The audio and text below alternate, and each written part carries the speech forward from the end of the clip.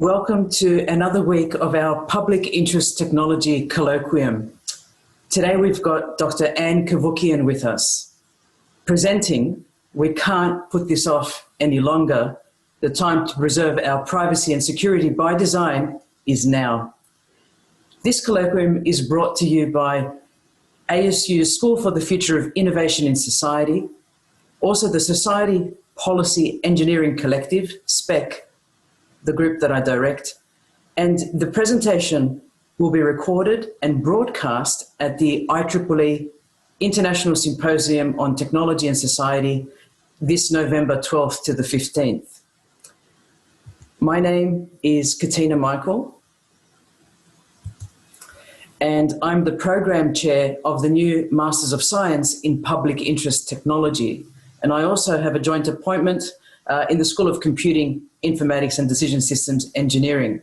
It's my absolute joy to welcome Dr. Anne Cavoukian, the Executive Director of the Global Privacy and Security by Design Center. My husband, MG Michael, first met Anne Cavoukian at the 29th Privacy Commissioners Conference in Montreal, Canada in 2007. And as Anne is well known for juggling many things, she was holding 2 mobile phones and talking to 2 different people at the time. And Michael returned from Canada and said, she's a pocket dynamo. In fact, in one of the IAPP celebrations where they were celebrating Anne's 30 years in governance and government, particularly privacy and security, somebody said probably the Energizer company would have had an issue with choosing either Anne or the bunny as the brand, because Anne is amazingly energetic and has thrown herself in so many different things. We're going to hear about a lot of things today. I think we're going to be spoiled. It's one of those interviews that you hope to do once in your lifetime. This is the second time I'm interviewing Anne, and we're listening to her about her life's work. I would like to say a special wish to Anne. Indeed, today is her birthday, and as has come to be known of Anne, she will willingly present and have outreach at any day of the year, at any time, so long as she knows about the event. But I wanted to give the opportunity not only to say happy birthday, Anne, but may all your wishes come true. I think I'll let you say a few words. Thank you so much, Katina, for your very kind words. I am eternally grateful, and especially to your husband as well. We met and we've stayed friends for such a long time. And thank you. I have one birthday wish that I'm going to ask for everyone listening to this, and that is defy the odds. Do not accept, well, privacy's dead, get over it. No, you get over it. I tweet every morning. I have quite a large Twitter following, and invariably 1 or 2 people will tweet me back and say, lady, get over it. That ship has sailed. And I say, are you kidding me? Get another freaking ship. You don't just say, that's it, we're going to give up because it's hard to do. Oh my God, it's the last thing you do. I'm going to tell you a small personal story before I get into my talk. It's directly related to this. And the reason I started telling this story, last year I was out west giving a keynote that I'd been invited to, and I was there early, and the organizer said to me, tell us a story about your life. Just tell us something we don't know. And I told them the following story. And they said to me, you must start your speech, your talk, with that story. I said, I've never done that. I've never talked publicly about that. And they said, you absolutely must. I said, okay. I did. I led with this story, and I had a standing ovation. I mean, it was unbelievable just for this story. And the story, my thanks go to my grandfather. So imagine, so I'm Armenian, that's my background. 1915, Armenian genocide.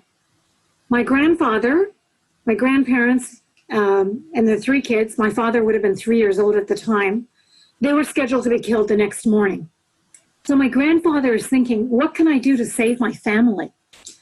And what does he know how to do? He was an artist, a painter, a magnificent painter, but so what, right? So what? Here's what he did. This is my grandmother telling me the story. She said, your grandfather always carried parchment paper and charcoal with him wherever we went because he loved to paint and draw. And that morning, earlier in the day, he had seen General Pasha, the head of the Turkish group, and he had seen him.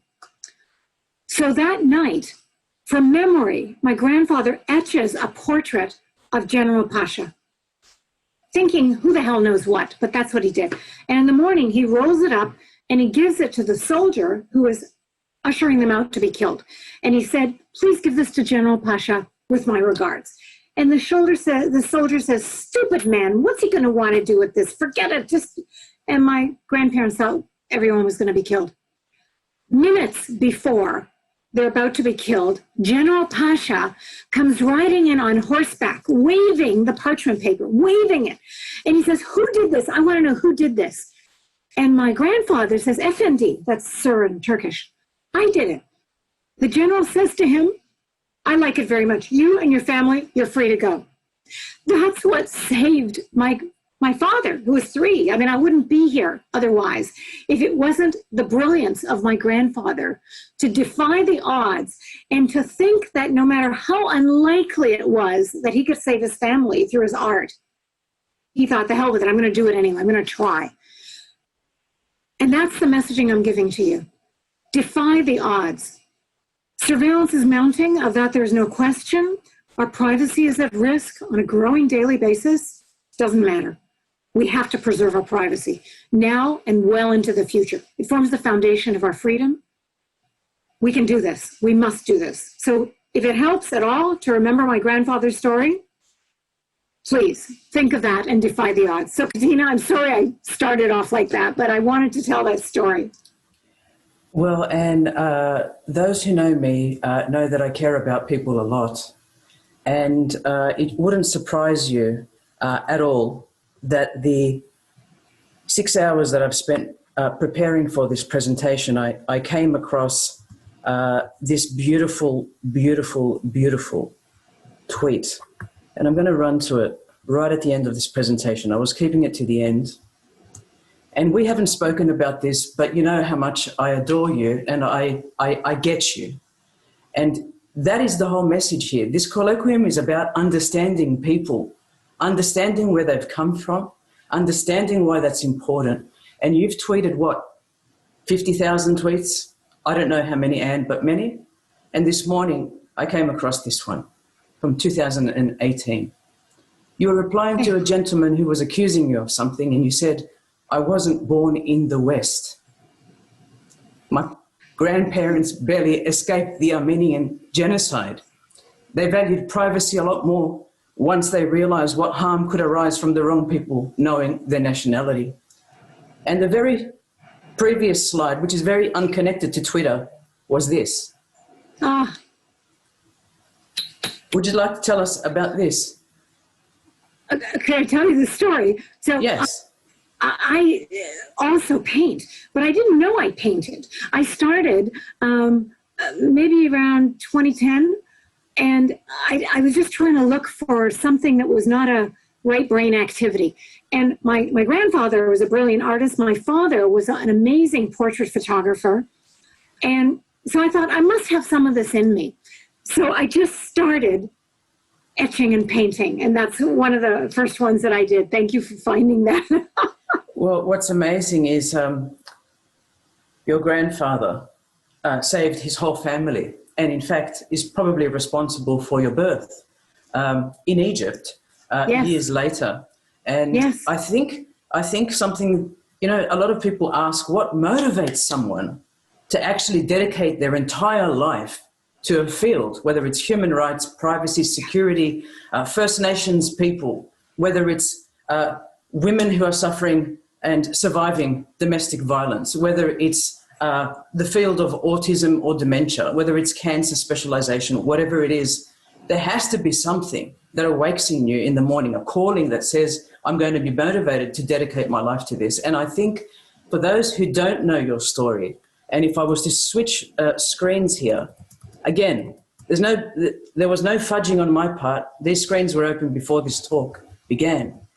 But you can see that I've gone to the Wikipedia page of the Armenian genocide to understand, because I heard a comment at an SAI conference, and I went through maybe 15 videos overnight, listening to you repeat this important story about why. And one thing I know about you, Anne, because aside of politics, and you've been in government, right, as an information and privacy commissioner, putting aside religion, putting aside ethnicity, putting aside, one thing that you've repeatedly done is supported humans. And when we go through these photographs, these digests of people you've touched in your life, through your government work, through your outreach, I mean, Anne, you've talked on podcasts of civic individuals that nobody knows. You'll give that person equal time to the person in government who was saying, Anne, investigate this location-based services regulation or this health privacy issue. And so I wanted to know why, what drove you? What was it about you as an individual? And I'm encouraging the people who are listening to this, because they have to have no fear. You give us this air about you. There is no fear. There is a motivation towards why you are doing things. And at the end, it's about being human. And one thing, I think the biggest compliment someone's ever paid you, and you've made on a Bloomberg interview, was that you're not interested in coming to loggerheads with people. That's not, we can go and put down laws and change things through regulation, and that takes a long time. But you always talk about the informal route, dialogue. Can you tell us about the importance of that through your whole career? Definitely. Thank you so much. Very kind of you, Katina, for those lovely words. And I always like to remind people, we're going to start my talk in 2 minutes, but I like to remind people of the consequences of not having privacy. And it's not just about your privacy. It can impact your life. So my grandmother, the final thing about the story I started with, she told me that when they were in the prison, awaiting to be killed the next day in the Armenian genocide, that she said, people in the prison, if they uttered a word in favor of Armenians, and if that was heard, the Turkish guards would just kill them right on the spot. So my grandma said, she's always looking over your shoulder, whispering, being careful not to be overheard. This had life and death consequences back then. And now, I'm not suggesting that it's the same, but I'm suggesting that freedom is so important. It's just absolutely critical. I was born in Cairo, as you know, and we came over to Canada when I was 4 years old. But my mom told me that my father was a portrait photographer, brilliant, had a brilliant, wonderful studio. And when they were raising their children there, they had wonderful freedom. It was before Abdel Nasser came into power. It was under British rule. And Mom said under British rule, everybody was free to get along with whoever, you know, the Armenians, the Christians got along with the Jews, they got along with the Arabs, everybody got along. There was no issue. And then the British pulled out. Abdel Nasser came into force late 50s. And she said everything changed overnight. The banks were nationalized. You couldn't take your money out. My dad was appointed as the official photographer to Abdel Nasser, so we have no freedom whatsoever. And for my parents, not having freedom was unthinkable. Just think about what grandparents went through. So my father and my mom told me that they had to leave Cairo. They had to leave Egypt. And one of the colleagues of my dad, who was also a photographer from Belgium, was visiting him. And my dad said, if I can ship my camera, and back there cameras were like huge, standalone things. If I can ship my camera to you, would that be acceptable? And then we're going to try to escape to Canada. If we escape to Canada and I'm successful, would you ship the camera to me in Canada? And his colleague said, of course. So got rid of the camera. And then in the dead of the night, my mom said they had 8 suitcases, 2 mothers, my 2 grandmothers, and 3 children. And they got on the ship and we went to Canada.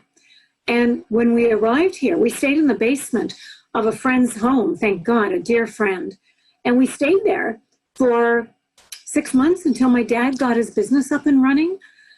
Can you imagine going from a charmed life where you didn't want for anything, going from that to living in someone's basement with virtually no money, no anything, and 3 children and 2 grandmothers? I mean, what my parents gave up to raise their children in freedom, unbelievable. So I owe so much to my parents, my grandparents, and I just want to make sure that our children and grandchildren can live in freedom. And for that, we need privacy. So, Katina, enough stories. Shall I start my talk? Yes, and I'll get that ready. One thing I wanted to add in closing to this beginning is that we have a lot of students at Arizona State University in the School for the Future of Innovation in Society that are studying human and social dimensions in their PhD work, science and technology policy, and our public interest technology. And we've been very fortunate to have attracted some very diverse students who, in some cases, are refugees, do want to study privacy, do understand the consequences of genocide, and do understand the importance of humanity coming together to offer solutions. So with that, I will share your slides now and just appreciate you taking this opening time to tell us about your background. Wonderful. Thank you. If I can. Thank you for letting me lead with that. Oh, look, this is what this colloquium is all about. We're trying to be more authentic, and we're trying to actually bring out those stories that matter. Stories actually run the world. Oral tradition. We're forgetting about oral tradition, not just the written histories. But with this, I've turned to Wikipedia very quickly. As we can see, you were the Information and Privacy Commissioner for the Canadian province of Ontario. You spent 3 terms, the longest anyone has, from 1997 to 2014. And then you became the Executive Director of Ryerson's Privacy and Big Data Institute in 2014, provided these certifications that people can still do through the university at Ryerson.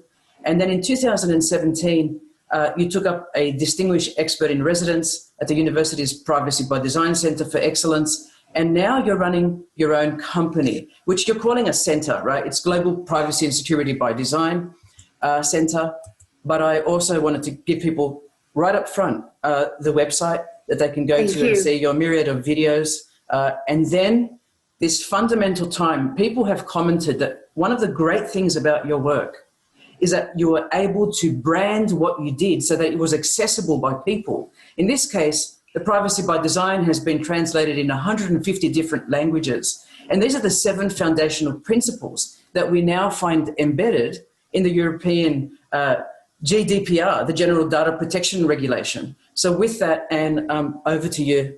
And I appreciate it that you've given me this time to introduce you properly. Oh, thank you so much.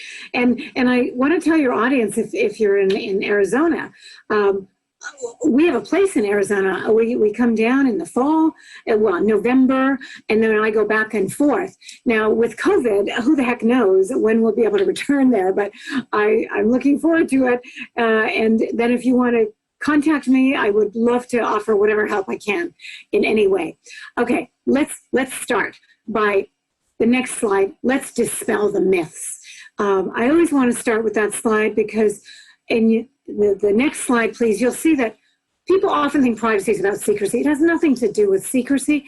It's not about having something to hide. This could have been the motto of the Stasi police and the Third Reich, because they're saying, well, if you have nothing to hide, what's the big deal? The big deal is that privacy is essential to freedom and putting you in control. In the next slide, I talk about privacy equals control. In the next slide, it's all about personal control.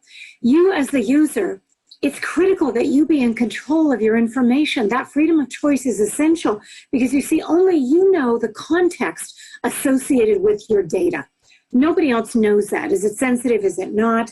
The Germans have a wonderful term for this called informational self-determination. And it's all about the individual being able to determine the fate of his or her personal information. And the reason I like to use context, and I use myself as an example whenever I can, personal health information is the most sensitive personal information in existence, and it should be so strongly protected. No one should have access to it unless you choose to enable them to have access. I like to talk about myself because I want to give people actually hope. I've had a lot of neurosurgery, 5 neurosurgeries, brain surgery. Touch wood, I haven't had any for 10 years and I'm good. There was a small tumor in my head. It just happened to be blocking the drainage of cerebrospinal fluid. So they didn't go after the tumor because it was too sensitive. The location it's in, all the nerves pass through that. They didn't want to touch it. So they put in a pump in my head and a shunt, a tube that runs down. And most of the time it works well. But just like if you have a cut on your hand, scar tissue tries to form over it to heal it.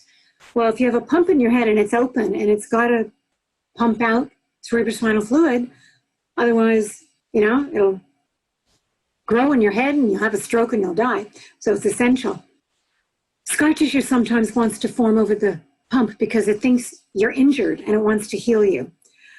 So that's happened to me 5 times where they have to go in, remove the scar tissue, put in a new pump. Oh God, it's a nightmare. Anyway, touch wood, my last surgery was perfect and I'm perfect now. The reason I like to give this story is I want to give people hope. Not just people who are going through neurosurgery, but major surgery, major health crises. And you think, oh my God, how am I ever going to get over this? It's extremely difficult at the beginning. I want to give people hope. That's why I choose to talk about my medical background. But would I suggest anyone else do that? No, it's entirely up to you. In fact, it can have enormous consequences. The first time when I had applied for the position of privacy commissioner here, I almost got the job, and then they called the EA, the executive assistant of the former commissioner, and asked her, how did she think I was? Did she think I was up for the job? Could I handle it, given all my surgeries? I mean, my God, they're asking her, what if she didn't like me? Fortunately, she liked me, and she told them, yeah, of course, she can do it with her eyes closed. But if she hadn't liked me, or if there was an issue there, it's absurd that they would have gone to her. If they'd asked me for my consent to go to my neurosurgeon, my neurologist, all my doctors, I would have given it to them, but they didn't. They chose to go under the hood, under the cover, and speak to someone who, fortunately, held me in good stride. But if she didn't, I would never have gotten the job. So I'd just like to give you that example as how your personal health information can be used potentially against you in ways that you can't even contemplate. Okay, let's move on. I always talk about how privacy is essential to freedom. It forms the foundation of our creativity, innovation, resulting prosperity. A society requires this kind of freedom. And I always like to give the story of Steve Jobs, the creator of Apple, the brilliant, brilliant man. He used to buy a new white Mercedes in California every 6 months, less a day. 6 months less a day, he would take his white Mercedes into the dealership and then get a new one and take it back. And he kept doing this every 6 months less a day. And you might say, why the heck would he do that? Because at that time in California, you had up to 6 months before you had to get a license plate number put on your car. And he didn't want a license plate number. He didn't want to be tracked or recorded or anything. He didn't want that associated with him. So he kept changing it. Unfortunately, after he died, they changed the law in California. So you have to get a license plate number very quickly now. It's just an example. People who want to engage in crazy, wild ideas, blue sky thinking, you need to have privacy. You need not to look over your shoulder and worry about who's looking, who's tracking me, who's doing what. And surveillance is the antithesis of privacy. It's the exact opposite. It's a negative consequence of surveillance is it shrinks your cognitive bandwidth. Sorry, I talk like that. I'm a psychologist. That's my background. And the whole thing is you want your cognitive bandwidth to be as wide as possible to have the kind of blue sky thinking that is essential to creativity and prosperity. Let me turn to privacy by design. And I call it the decade of privacy by design because in 2010, it was unanimously passed as an international standard. In the next slide, that'll indicate it. And here's what surprised me. So privacy commissioners have a privacy conference once a year, usually in Europe. In 2010, it was in Jerusalem. And at the end of a 3 or 4 day conference, we have a half day devoted to commissioners introducing any resolutions that they want to be voted on by the entire assembly of privacy commissioners and data protection authorities. And that year, I introduced a resolution that privacy by design, which I should tell you, I created literally at my kitchen table over 3 nights, many, many years ago. My first term as privacy commissioner. And it actually took a while to get my lawyers on side because it was a different way of thinking about privacy, that I wanted to embed the much needed privacy protective measures directly into everything you were doing, bake it into the code, embed it into your operations, into your policies. The whole goal was a model of prevention, much like a medical model of prevention. You want to prevent the privacy harms from arising. And this is very different from a traditional regulatory compliance view. So that's why I was so surprised that all the brilliant commissioners at this conference unanimously passed this as an international standard. And when I talked to them afterwards, because most of them are like what I call lawyers, brilliant lawyers who love to drill down into Section 29, Sub 2, Part A, and apply that to the fact situation to get a wonderful resolution. When I talked to them afterwards to thank them for voting in favor of this, I was curious as to why. And it became very, very clear to me in the next slide. It was just apparent to everyone that the way we were doing it in terms of regulatory compliance was too little too late. That it was just, we were just reaching the tip of the iceberg. That the majority of the privacy harms that were arising these days of massive social media and interconnectedness and everyone being online, that the base of the iceberg was no longer being addressed. And that's where the majority of the privacy breaches remained, unchallenged, unknown, unregulated. So they said regulatory compliance alone is no longer sustainable as the sole model for ensuring the future of privacy. We need to add privacy by design, again, to complement it. And it's been translated into over 40 languages. And in the next slide, and I should add, if any of you have a language that's not in there, please let me know and let's talk. 2 essentials to privacy by design. I've already talked about model of prevention. You have to be proactive and address issues before the harm has arisen. And also banish zero-sum models. Oh my God. Zero-sum drives me crazy, as I put in the next slide. Zero-sum means you can only have a positive gain in one area, security, always to the detriment of the other area, privacy, says that the two total to a sum of 0. It was never privacy that gained over the other interests, nor am I suggesting it should be, but I sure as heck wasn't going to have it lose out every time. Zero-sum is fundamentally flawed. It's an either-or model, win-lose, predicated on only one party ever winning. And so in the next slide, I'll tell you about how I address this. I went around the world talking to technologists, data scientists, and I said, I want to deliver both. Can you tell me we can deliver both? It's called positive sum, where you have 2 positive gains at the same time. Privacy and security, privacy and business interests, privacy and marketing. You can do both. I said, I want to make sure we can do both. I want a win-win scenario. And they said, of course we can do this. They said, zero-sum involves unnecessary trade-offs and false dichotomies. And it's as simple and as difficult as replacing the versus, one interest versus another, with and. Privacy and security, and privacy and marketing. Believe it or not, the Canadian Marketing Association, they have an annual conference every year, and they always invite me to be their keynote. And I always start by saying, I'm sure none of you want me to be here and want to hear the messaging I'm about to give you. I'm sure I'm the least popular speaker here. Fortunately, they laugh. And then they say, yeah, but we know we got to hear what you're saying. Because I always say privacy is not anti-marketing. It's pro-choice. You have to give the individual the choice as to how to go about doing their business. And I'm going to walk you through the 7 foundational principles of privacy by design, the essence. I've talked about a lot of these, so this won't take long. Be proactive so that you can prevent the harms from arising as opposed to just being remedial. Let me spend a minute on privacy as the default setting. This is absolutely critical. The prevailing model now is the opposite of this. They expect customers, users, to wade through all the legalese in the privacy policy, go through all the terms of service, looking for the opt-out clause that says, do not use my personal information for any purpose other than the primary purpose of the data collection. I mean, please, we know nobody does this. Nobody has time to do this. It takes hours and life is short, but it doesn't mean that people don't care deeply about privacy. In the last 2 years, privacy, concern for privacy has been at an all-time high in all the public opinion polls, Pew Research, etc. It comes in at the 90 percentile. 90% of those polled very concerned about their privacy. 92% concerned about loss of control over their personal information. This is huge. So people care deeply about privacy. Privacy as the default setting flips everything on its head. It says to customers, to users, you don't have to search for privacy protection. No, you don't have to do anything. We give it to you automatically. It's the default setting. We can only use your personal information for the primary purpose intended that you consented to. Apart from that, we can't use it.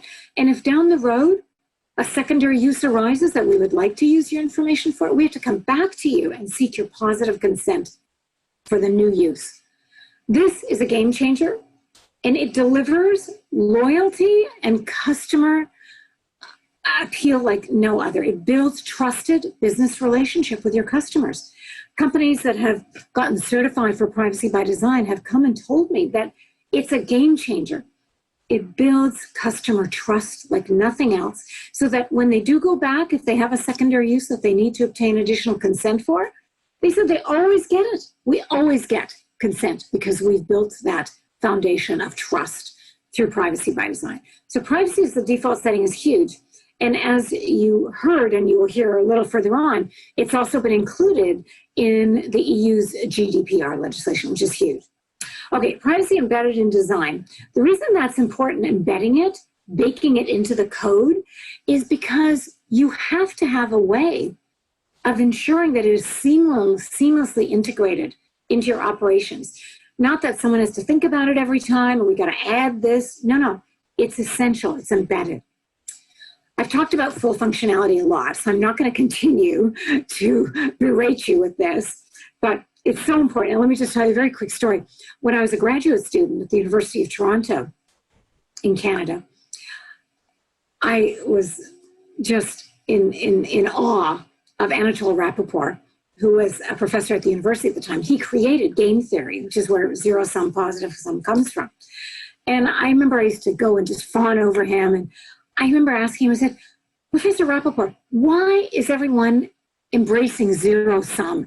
Positive sum makes so much more sense. You get two positive gains at the same time, not one versus the other. And he said, Anne, it's simple. Zero sum is the lazy man's way out. It's much easier just to have one interest versus another.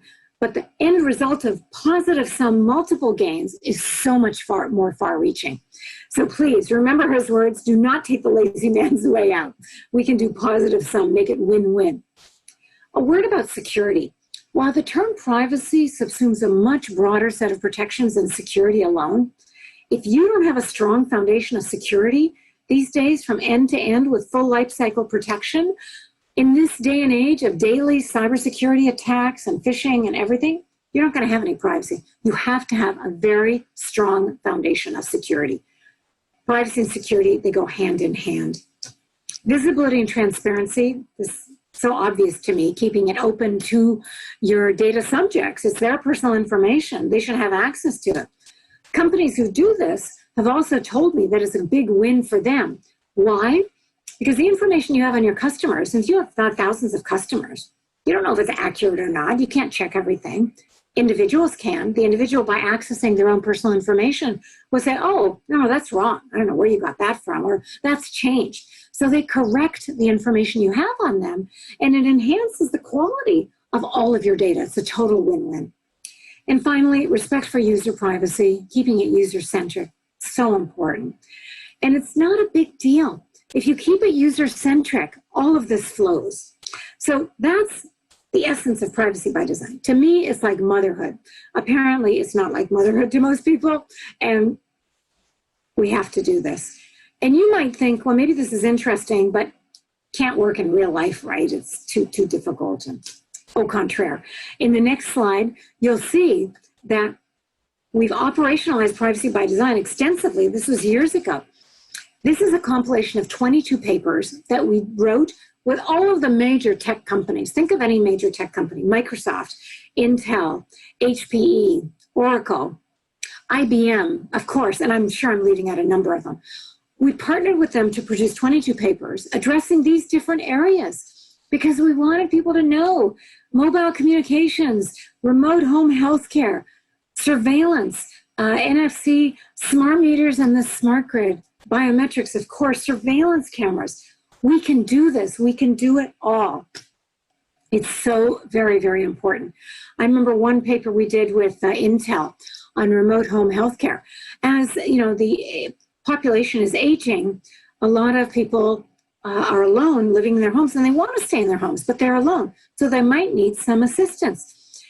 Home healthcare, you agree to have certain aspects of your home with either a camera on it or some kind of device. So that, for example, if you get up in the middle of the night to use the restroom, but you don't return within a specified period of time, the sensor on your bed will let out an alarm to the 3 people you've agreed to be reached if there is a problem with your home, and then they can get you much needed care. Let's say you had a fall and you can't make it back to your bedroom and you need some assistance. This is huge, and Intel developed these amazing sensors, but the privacy protection on it was also huge, all by design. No one other than the people you had consented to would have access to the information under these conditions. Everything was by design. It's brilliant. It's worked so well. That's just one example. We can do this in multiple different areas. And in the next slide, I love this. I got this shortly after I left being commissioner on my 3rd term. And the Japanese, I thought, if they can understand these terms, surely the rest of us can. They said, privacy by design is considered to be one of the most important concepts by JIPDEC, the Japanese Information Processing Development Center. And they said, we've heard from Japan's private sector companies that we need to insist on the principle of positive sum, not zero sum, and become enlightened with privacy by design. I love this. This touched me so deeply because I figured if the Japanese, whose English isn't their first language, they understand the value of positive sum versus zero sum, then surely the rest of us can grasp this. So these are some of the things. Now, people might say, well, what's this going to cost me? This is going to cost me a lot, isn't it? Of course, there is some cost associated with doing privacy by design proactively, but I want to assure you, it is a fraction of the cost you will incur when you have a data breach or a privacy infraction, which I assure you will if you don't do proactive measures. And these days, they're no longer just lawsuits, they're class action lawsuits that can cost you millions of dollars, honestly. But the damage to your brand, the damage to your reputation may be irreparable because the loss of consumer confidence and trust, once that's out the door, you're not going to get it back. There's a store called Target in the US, which a number of years ago came to Canada. I was very excited because, as I said, we have a place in Arizona, and I love going to Target in Arizona. So when we got a Target in Canada, I was very excited. But several years ago, there was a major privacy breach in Target. And the president of the Target in the US, they resigned. The president of Target Canada was fired. And within a few months, there was no more Targets in Canada. Consumer confidence went out the door, and we just lost our Targets here in Canada, which is so unfortunate, but these kind of things happen all the time. And, I try to drive it home that the cost associated with doing privacy by design upfront is so minimal, especially if by any chance you're a startup. It's costs virtually nothing because you're starting up, and it's just how you frame your operations. If you're not a startup, you've been around a long time, don't worry, we can do it from now going forward. You don't have to undo all the damage you've done in the past. Start now on a go forward basis. Be proactive, embed privacy protective measures into the design of your operations. We can do this, and you will gain enormous benefits by doing so. Now, in the next slide, I talk about the General Data Protection Regulation, which came into effect in 2018. The GDPR strengthens privacy dramatically. It gives citizens control over their personal data in ways that was non-existent before.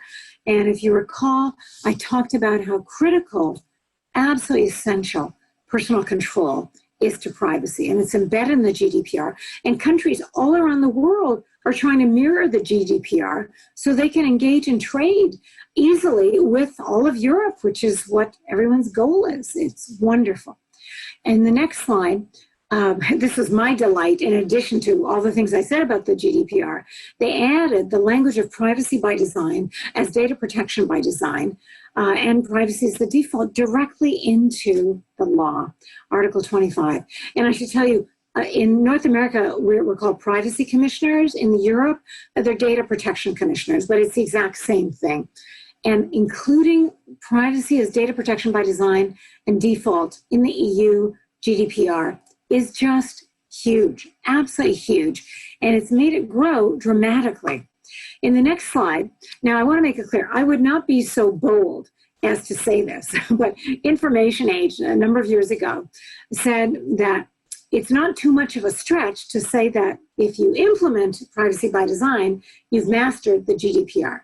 And to be clear, there's way more to the GDPR than privacy by design or data protection by design. I assure you of that. But the point that was being made here was that privacy by design delivers such strength in terms of privacy and data protection that if you follow it, you're probably following a number of the other requirements of the GDPR relating to this. In Canada, I'm embarrassed to say, we don't have it in our legislation yet, despite the efforts of the Privacy Commissioner of Canada, which you'll see in the next slide. Years ago, several years ago, he said, look, for goodness sake, it was developed by Anne Cavoukian, one of ours, a Canadian, and they've included it in the EU law. We have to include it in our law. We need to upgrade privacy by design. We need to upgrade our privacy law, PIPEDA, for private sector privacy here in Canada, and we need to add privacy by design so we can be essentially equivalent to the EU, and we can engage in trade with them without any concern. We've always been able to do that in the past, but we were no longer essentially equivalent to them after the GDPR came into effect. So the next, in response to this, in 2018, the federal government published a paper called Towards Privacy by Design. And we were all very optimistic that they were leaning in the direction of upgrading our dated federal private sector legislation from the early 2000s. It needed to be upgraded anyway and have some teeth added to it, and also to add privacy by design. So we were very optimistic. Need I say, you need to walk your talk, and our government, our federal government in Canada, has not walked its talk, much to my disappointment. There's been no change to the federal private sector legislation, no addition of privacy by design, nothing. So I want to be very clear. You don't just have to worry about businesses not offering strong privacy protection. Government is often one of the weakest in this area. So don't think that, oh, the government's taking care of everything. They should be, but they're not. So in response to this, we've been offering privacy by design certification. I do it with KPMG. And the reason we're doing this is because so many companies have come to me. That's why I started my own consulting firm last year. Companies kept coming to me. They said, please offer us your consulting services. We need your help. And let's do, let's have something that shows that I'm doing privacy by design properly. So I worked with KPMG to add privacy by design certification in terms of all the certifications that they do. And this has been really, really important because companies that have become certified for privacy by design have had such success. They come back to me all the time and they say, amazing, absolutely amazing, the success we've had with PBD certification. Our customers love us. They just give us all of their repeat business. There's loyalty like no other, and it attracts new opportunity. We're getting new customers. We are in the driver's seat, and we love it, and we're strongly protecting everyone's personal information. So that's my very exciting news about privacy by design certification. Tell companies that if they're doing PBD and they want to be certified, contact me. I'll connect them with KPMG, and they'll be in the driver's seat. In the next slide, this was a number of years ago where there was a reference to the EU GDPR, privacy by design being included, which is very exciting. And they also include a reference to a new global privacy and security focus that I have adopted, which you'll see on the next slide. It's all about global privacy and security experts launching an international council on global privacy and security by design. And we decided to do this so we can get this into the private sector widely. Darren Entwistle is the CEO of TELUS, one of our major telcos here in Canada. These are the amazing people who, when I contacted them, would they consider being on the board? They said yes right away. So I'm so grateful to Darren Entwistle. Michael Chertoff, who needs no introduction. He was the second Secretary of U.S. Homeland Security. He said yes right away. Of course I want to do this. Gilda Kerchoff, Director of EU Counterterrorism. He said, of course, I'd be delighted. We need both privacy and security. It can't be one versus the other. Greg Wolfon, CEO of SecureKey, a major company in this area. Joseph Samitian, he was the supervisor of Santa Clara County and the former chair of the California State Senate Select Committee on Privacy. Totally, all these wonderful people said yes right away. And that's why I get so excited whenever you think, oh, maybe it's not going to happen. Things can happen all the time. So again, our focus is privacy and security, not one versus the other, and making it a doubly enabling positive sum approach, abandoning zero sum in favor of positive sum. We can do this. So anytime people tell you, forget it, that ship has sailed, it's dead, you challenge them, you say, the hell with it.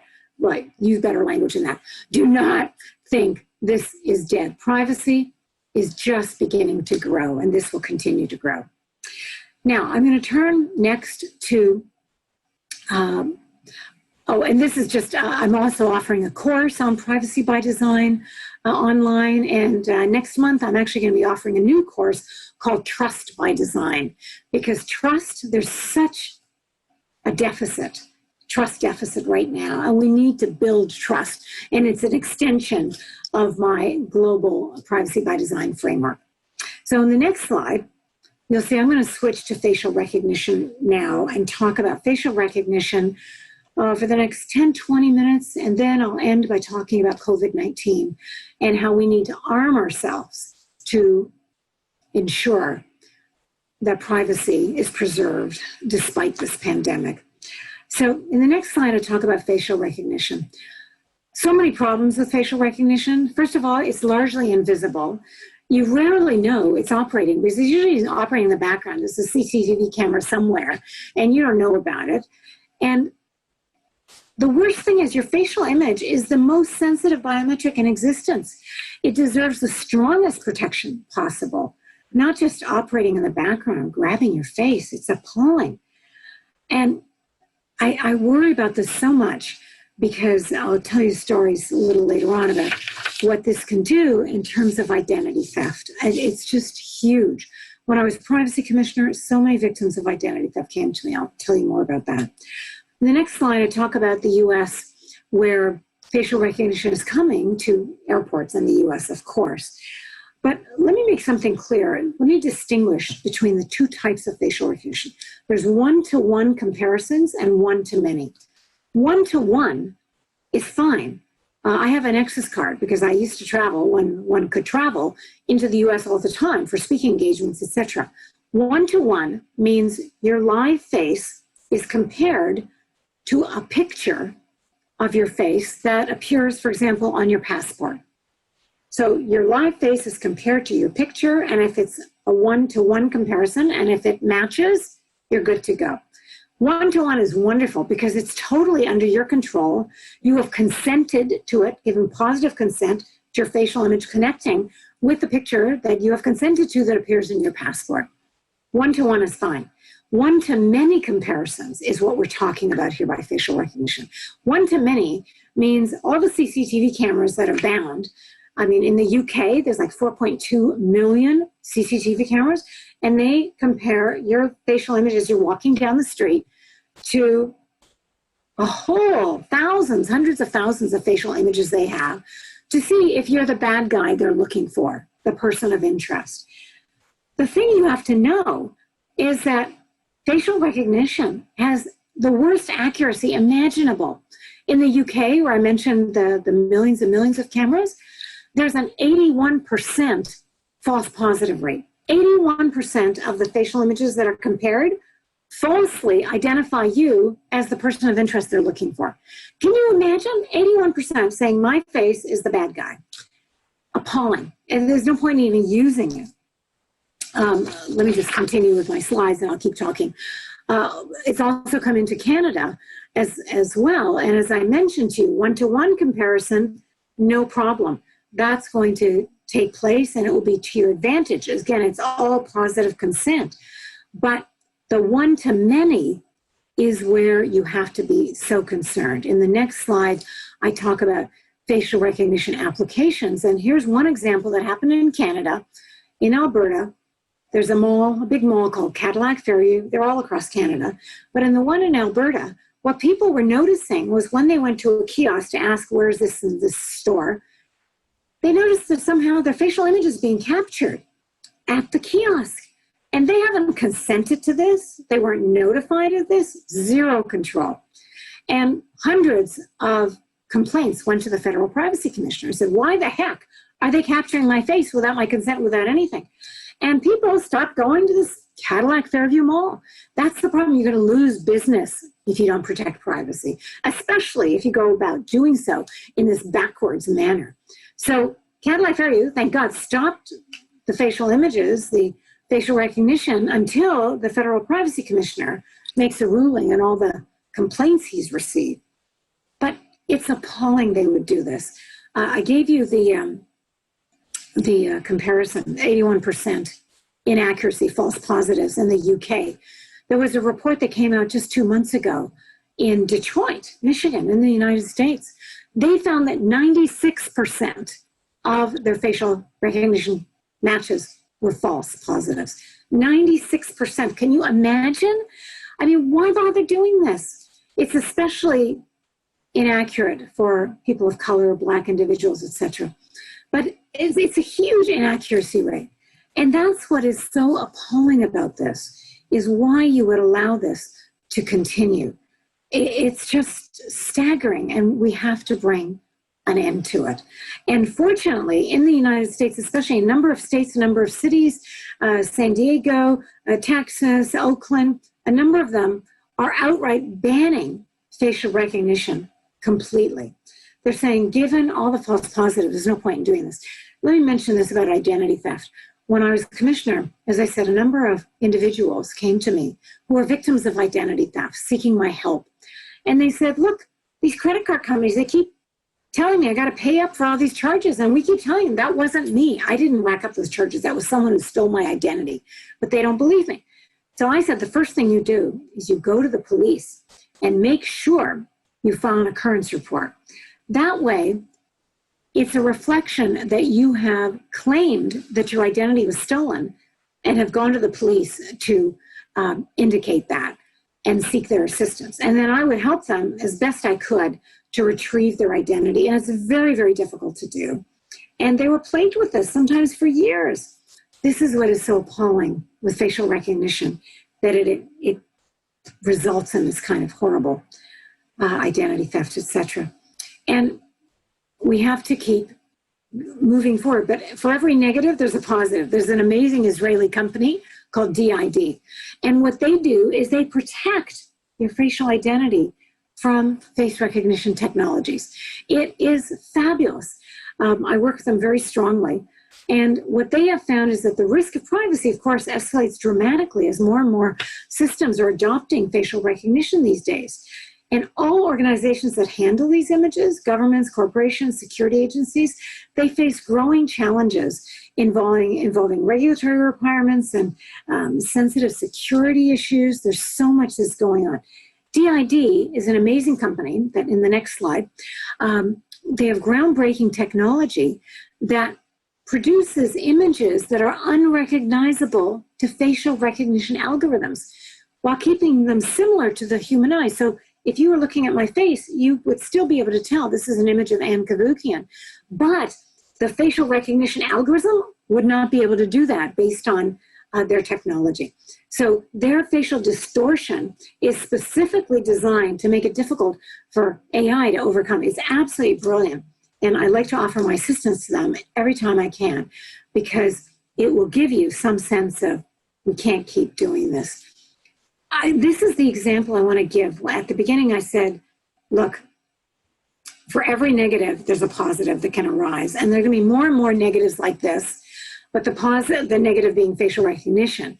But the positive is companies like DID. And I should also tell you, major companies, Microsoft, IBM, I think it was at Amazon, they're now banning facial recognition, banning it outright because of all the false positive and inaccuracy. So you see, every time it's like 2 steps forward, 3 steps back. But whenever there is growth like this, we can do something about it. And I'm sure you've all heard about Clearview AI, this horrible company that basically slurped 3.3 billion facial images from social media like Facebook and others, and they sell it to law enforcement agencies. Now in Canada, several law enforcement agencies has quietly bought this technology from Clearview AI without their police commissioners knowing about it.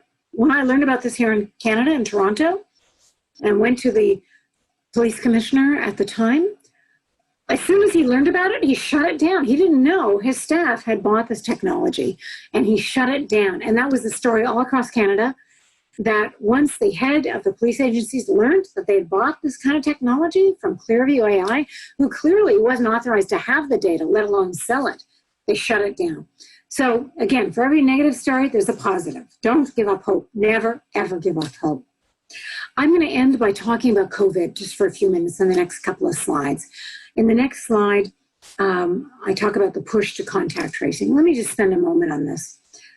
Whenever there is an emergency, a crisis of any kind, 9/11, SARS, COVID-19, you always have the zero-sum model being invoked of forget about privacy, we need public safety, of course. Of course we need public safety, but not at the expense of privacy. You don't have to give up privacy in order to have public safety. You can have both, you must have both.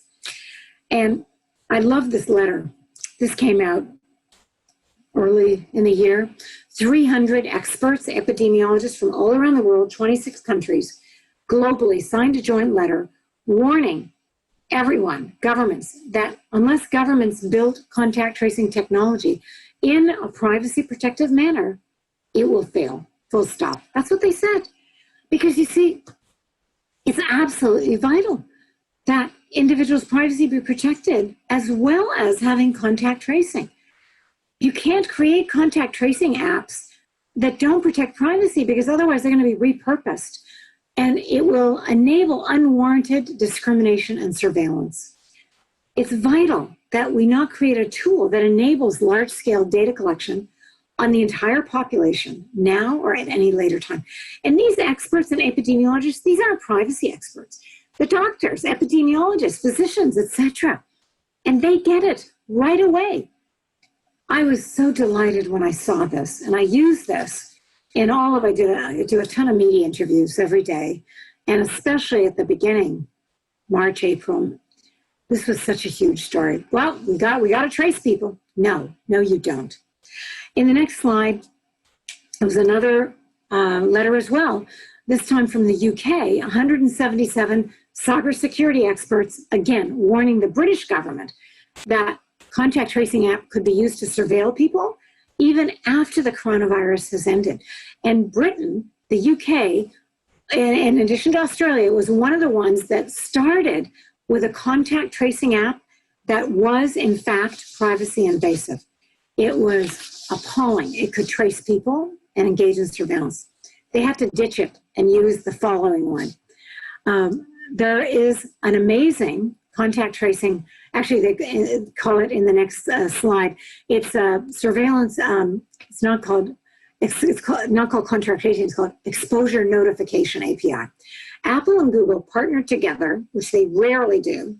And they did this because most of the people with mobile phones have either an iPhone or an Android. So they partnered together to create an API, a framework that could be used by both Apple, iPhone and Androids. It was amazing. And they called it an exposure notification framework because they didn't want people to think it was tracing, contact tracing them, engaging in surveillance. No, what it does, and it's totally privacy protective. Let me lead with that. Apple briefed me on 2 separate occasions, and they walked me through all of the code.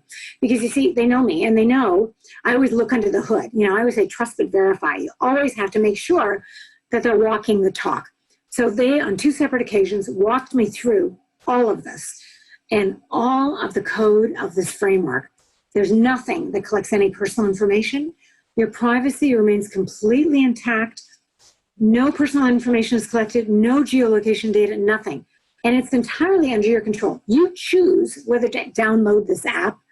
And if you download it, what it will do is it will alert you to anyone within 6 feet of you or 2 meters who has self-reported as being COVID-19 positive.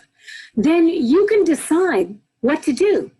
Do you want to go to your family doctor? Do you want to go to a public health authority to be tested? It's entirely up to you. No one knows anything. If you choose to do nothing, nothing happens. Everything is entirely under your control. That's what I love about the Apple-Google framework. And in Ontario, Canada, where I am, I worked with the government to ensure that they developed, it's called COVID Alert app. It's not called a contact tracing app. It is an exposure notification app based on the Apple-Google framework. And I know it collects no personal information whatsoever. It's amazing. And this is what I'm encouraging people to consider using and downloading the COVID alert that we've developed here in Ontario, which has been taken by Canada and applied across the country in Canada. And in both, as I said, the UK and Australia, they started out with personally identifiable surveillance kind of apps. They had to ditch it. They're now using the Apple-Google framework. And I should tell you, about a month ago, maybe 6 or 8 weeks ago, Germany, they made their contact tracing app based on the Apple-Google framework. And within 24 hours, they had 6.5 million people download the app within 24 hours. Because in Germany, as I said, they have the strongest privacy laws and data protection commissioner in existence. And the people who live there know that. So they trust the government and trust that privacy will be strongly protected in here, which it totally, totally is. So that's what I want you to know. There are things available. And you see, Apple Google made it also very clear that this exposure notification app, which as I said is called COVID Alert here in Canada, but many jurisdictions use it, it's intended to complement manual contact tracing done by your public health authority. Public health is always engaged in contact tracing. So if you go to the public health authority and you test positive for COVID, they're going to say to you, okay, who were you with in the last 2 weeks? Tell us all the individuals you came into contact with, etc. And we'll contact them and encourage them to be tested. It's intended to complement manual contact tracing. Again, multiple positive gains, not one interest versus another. You have to do both. You can do both. So please consider downloading COVID Alert or whatever the Apple Google framework app is in your jurisdiction. And it's entirely your choice. If you don't want to do it, don't do it. It's you decide. You are in control. So, ladies and gentlemen, let me end in my last slide by just reminding you that privacy and security risks are best protected, managed by embedding the principles of privacy by design to prevent the privacy harms from arising. If you focus on prevention, it's much easier and far more cost-effective to embed both privacy and security up front rather than having to deal with this after the fact. And it reflects the most ethical treatment of personal data.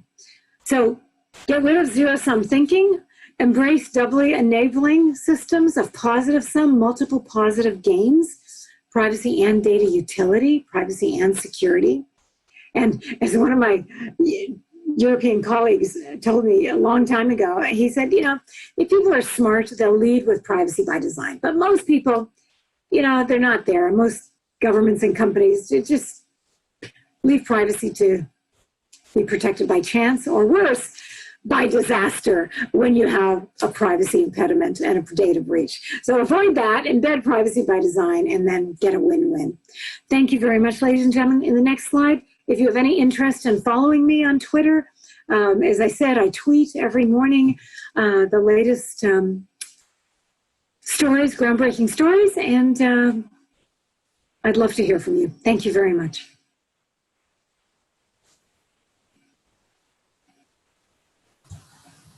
Thank you so much, Anne, and apologies for not going to that last slide. I forgot it was in the deck. We've just heard a masterclass on this amazing privacy by design, this going away from the zero-sum game, and this importance of, if you want to survive, embed privacy, be compliant with regulation, go even beyond that. And I think you've started like this revolution. Every time now we hear about by design, it's trust by design as you're coming up with your new certification course. We've got democracy by design. We've got engineering by design. We've got all of these concepts now, which is about not paying lip service to this notion of privacy and security, not bolting it on after the design process has occurred, but embedding it in the functional specification of this wonderful thing called innovation. We'd love to thank you. It's the first full-length lecture we've had at the Colloquium, but there's so much in there. I'm hoping to make the slides available to our participants, but I just really want to give you like 2 minutes to catch your breath. And in the meantime, I know that the questions are coming through. We've got a lot of amazing people. I'm going to introduce some of them, and perhaps we've got a moment to give Dr. Anne Cavoukian a breath. If we can go through and just, if you want to unmute and say a few words about who you are, just so Anne has a context for your questions. AfriCause Inc. Did you want to say anything? Feel free to share your video and your audio. We'll go to Professor Andreas Spañas from Arizona State University. Andreas, I'm not sure if you're online at the moment or you've taken a break, but feel free to introduce your laboratory. And I'll say a few words, Anne, for each of the people that I know, just in case they are taking a bathroom break. Okay, Andreas, over to you. Your audio, Andrew. Desakume, Andrew, your audio. There you go. Okay, it wasn't allowing me to unmute. I just want to say hi and thank you. Great talk and I think important stuff. I invited three of our industry partners. I don't know if they logged on, but it was a great talk. Thank you, Anne, and thanks, Katina. I'm a professor in electrical engineering and sensor signal information processing director of a center here. So the talk was very relevant to the social and privacy side of what we do. Thanks, Andreas. Thank you. We'll go to Caroline Kuhn. I don't know if you wanted to unmute, Caroline, or share your video. We can hear you, Caroline.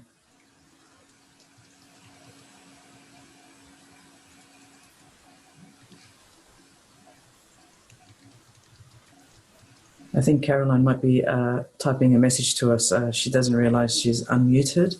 We'll go to Diana Madril, who I had the pleasure of talking to on the phone earlier this week.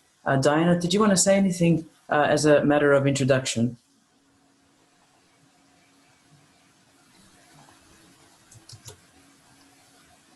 So, yes, I'm sorry. I go just, ahead, Diana.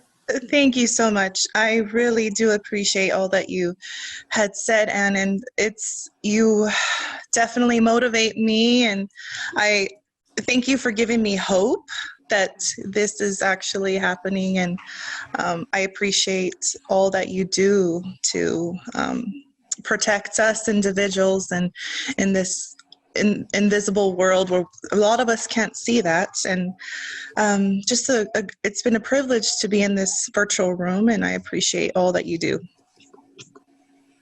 Thank you very much. Thank you, Diana. We've also got Dr. Robert Abbas, who can't speak at the moment, from Wollongong, Australia, who's from the University of Wollongong and actually does work on a lot of COVID-safe applications in Australia, looking at technological responses to the reduction of the transmission and Dr. Abbas has cited your work extensively in the past and has a question, but we might go also to Jason Sargent. I don't know, Jason, if you're available. Yeah, good morning, Katina. Good morning, Anne. So I'm Jason Sargent from Swinburne University in Melbourne. Got the video off because this is a bit like confession. It's been 6 months since my last haircut, so I'll keep the video off. And I teach a couple of units, professional issues in IT, so we use your work at least once a semester for undergrad and postgrad. And also, I'm the co-director of the Information Systems, the Social Impact Research Group. And so we look at privacy in one particular field at the moment, and that's with Somalia and digital ID. It's one of our projects. So just again, thank you. It's an absolute pleasure just to log on and to listen to you in person. Thank you. And we've also got, I think it's Teresa Anderson, whom we've recently been acquainted together with. Is that Teresa? Yes, it is. Yes. And I have a similar confession in terms of haircuts and it being an early morning here in Sydney. But I appreciated having the option of I'll put a nice avatar on next time. But this has just been an absolute delight to listen to. And I was so touched by your story because in some really powerful ways, it is similar to the story of my parents and the diaspora that led to them fleeing Central Europe. And you've just inspired me to make that story more public. So I have, to this point, shared, and I wanted to flag to you, I think the way that you tell this strikes me as so resonant with the approach of Indigenous science and ways of moving forward and starting not from positions of authority, but from positions of personal story. And that seems a really critical way of keeping the human in all of our conversations and helping people to see that you speak to them not over them, but with them. So thank you so much for modeling that, and in, as you said, really, really encouraging everyone. So thank you. Thank you. And thank you, Teresa. I really wanted to take this opportunity, and it's not often that you actually mingle with your participants and get to hear what they think about your talk. Often, you're thrust into a presentation, you've got an appointment next and you go. But this is all about the Colloquium. We're trying to develop a community of practice. I want to go to a wonderful young lady who's enrolled in our Masters of Science in Public Interest Technology, Toby Shurif. I don't know if you wanted to share some of your background and your specific work that you'll be presenting at ISTAS this year. Thank you so much, Katina. And I'm taking my privacy sticker off of my webcam there now. But it is just so thrilling to have heard your talk today, Dr. Cavoukian. I have to tell you that for the past 20 years, I have been working at the intersection of technology with domestic violence and sexual assault and stalking. And your work, this concept of privacy by design, is absolutely central to the work that we do. And we are constantly promoting it as we speak with funding agencies, with the whole network of criminal justice and legal systems that are seeking to support victims, and that so many people feel that because survivors of violence are receiving services or benefits or assistance, or that people who are homeless are receiving that somehow they therefore have no right over to their own privacy, their own information. And so your work is so foundational to helping to really share why it is so important that people, even when they are receiving assistance, right, have still control over their own information and their own privacy. So thank you so much for your work. Oh, thank you. Wonderful what you're doing. Niels Keefe, I know we've spoken a lot about your work. Did you want to talk a little bit about what you do in your organization? I don't know, Neil. Yes, go ahead. Sure. Can you hear me? Yes, we can. Okay. Oh, and thanks for your talk. It was really inspiring. Also because of GDPR. I'm a senior user experience designer, so I'm not. I'm on the design side of things, and I would like to ask you a question, if that's okay. Because in computer science, obviously things are centralized at the moment, but in the near future, it will be decentralized by the use of blockchain. And if code becomes law, principles become really, really important. So perhaps you have some thoughts on that perspective? If I could, may I respond, Katina? Yes, I think we're going to start opening introductions and questions now that we've given you a break to get your breath. So go ahead, Anne. Thank you. I just want to respond by talking about, thank you for raising the question of centralization versus decentralization.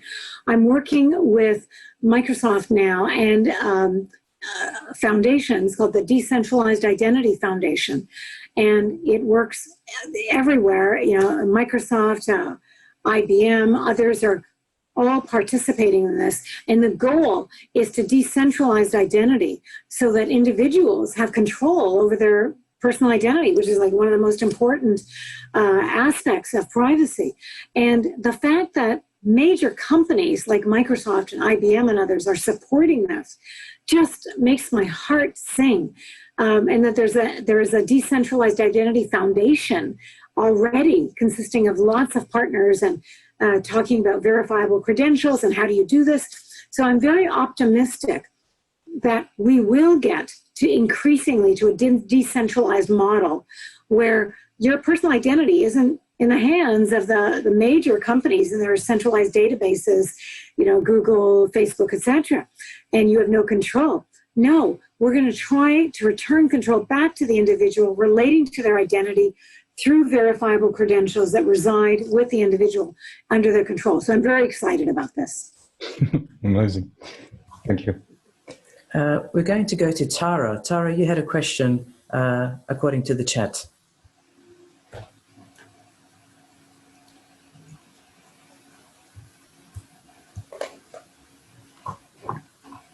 We'll just double check that Tara Heston is still on with us. Go ahead, Tara.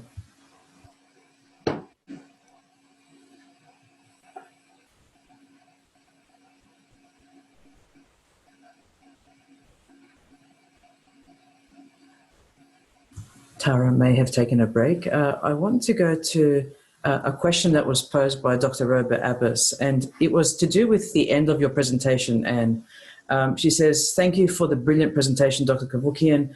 You mentioned the importance of adopting a positive sum approach in the design of emerging technologies.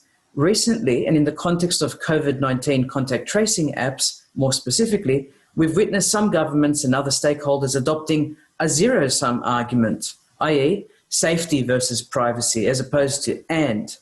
It would be wonderful to hear your practical recommendations in terms of encouraging or facilitating a shift from zero-sum to positive-sum mindset that is commonly adopted, specifically in the context of this pandemic. And that has been happening everywhere, unfortunately. In the early days of COVID, March, April, so here in Canada and Ontario, our privacy laws have a clause for emergencies like this that can be invoked to enable the government and public health authorities to make use of personal information that they normally wouldn't have been entitled to. So this is happening everywhere. And it's as you mentioned, it's public health is more important than privacy. We have to stay safe. And it erodes the notion that you can do both. You must have public health and privacy. And this is so important. I'll give you one example of why it doesn't work when you impose it on people. Here in Toronto, Canada, which is where I am, they impose this requirement that if you go to a restaurant, they opened up restaurants. The phase one, they were closed. There was no in-restaurant dining. Now they're allowing it. But when you go to the restaurant, you have to give your name and your contact information where you can be contacted if something goes awry and someone has COVID. The problem is everyone's giving out false information. No one wants to give their accurate information because they don't know what's going to happen to it. And restaurants are supposed to protect it and keep it very secure, destroy it within 30 days securely. They don't know how to do that. I mean, that's not the business they're engaged in. So unfortunately, the public health requirement is resulting in zero help because people are falsifying information. And that's what happens when you impose these egregious requirements on individuals. People want to be able to go out and dine and hang out with whoever they want to hang out with without being traced all over the place. So my recommendation to the government was, if they're going to a restaurant, don't make them give this information out. What I would urge you to tell them is say, we would like you to consider downloading the COVID Alert app. It's been developed based on the Apple Google framework. It's totally privacy protective. If you download it, it will alert you to whether you've been in contact with someone within 6 feet who is COVID-19 positive. So it will achieve the same goal, but much better in a totally privacy protective way. That's the way forward, in my view, as opposed to the zero useful way of having all this false information, because people don't want to tell you they were out with so-and-so on such and such a night and at such and such a place. I mean, please, people should be able to dine privately and not have to reveal the information. So that's just one example. We have to constantly tell the governments that you cannot do this. You can't just impose collecting anyone's personal information and telling them, well, don't worry, it's going to be safe afterwards. Are you kidding me? Usually when personal information is collected, that practice continues well after the emergency incident has ended. And so just keep going back to them and saying, with respect, we don't like the zero-sum mindset. You're going to collect all this personal information, but here's alternatives that we can offer you that we believe offer better solutions for both public health and privacy. That's great. And I know Dr. Abbas will be extremely happy to hear that response and will utilize it, I'm sure, in future presentations. We've got Stephen Wally who's asking a question next. And Stephen, you may want to introduce yourself too. Hi, thanks, Katina, and thanks, Dr. Cavoukian. So I was invited by Professor Spanias from ASU. I worked with him on some of his sensor work and machine learning. I spent many years at Intel, 20 plus years at Intel, working on bus structures like USB and PCI Express, so I got very involved in security. So good to hear some of the positive things you said about Intel. I was also extremely happy with the talk because I've attended many security and privacy conferences, and they're so depressing. They're so, talking about all the bad things that are going on with privacy and security, and very much observing the problem, but not getting into specifics about what we should do about them. So it was nice to see, somebody actually putting a lot of focus on what do we do about these problems. And so my quick question is, at the moment, I'm kind of an independent consultant working on edge computing. So sensing right at the edge where you're taking data in and you want to compute on that data before you transfer all the data up to the cloud, say. And what we're trying to do is make it as secure as possible when that data comes in. And also, just to complicate matters more, we use machine learning. It could be artificial intelligence as well. And obviously those concepts have human biases into them.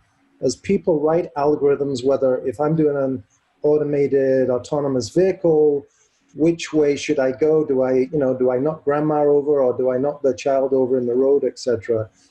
And I just wondered, have you looked at the biases in people and how that impacts security and privacy? Thank you.